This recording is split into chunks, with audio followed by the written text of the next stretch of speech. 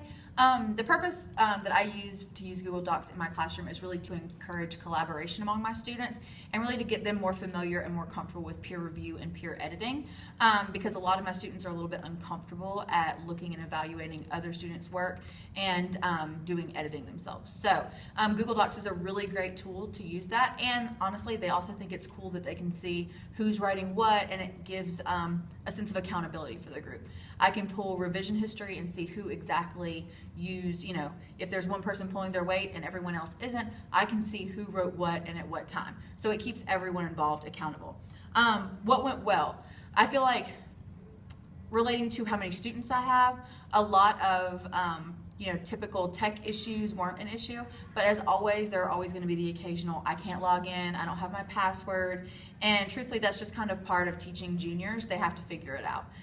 So sometimes students don't have it, and another issue that we have sometimes is that students that, we have a very transient population, so sometimes, I had a student that had only been in my class for 2 days, so I hadn't walked through setting up an appropriate account, which we do at the very beginning of school. We have a mini tech camp, and they create appropriate Gmail addresses that they also use to log into their information. So my advice would be, make sure that that's kind of part of your new student routine, that you give them that a second they walk in, whether it's on their syllabus or something, so that you don't run into what I did where, a student had been in my class for 2 days and didn't have the appropriate email and things like that.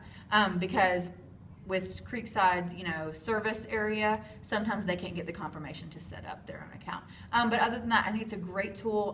The app is free, and once students have their Gmail account, or I believe you can use Yahoo as well, they're able to, review each other's work, publish it, and then share it with you. So for me, someone who prefers a more paperless classroom, they can share it with me easily without having to email, send attachments and all that, and it's instantly saved in my drive.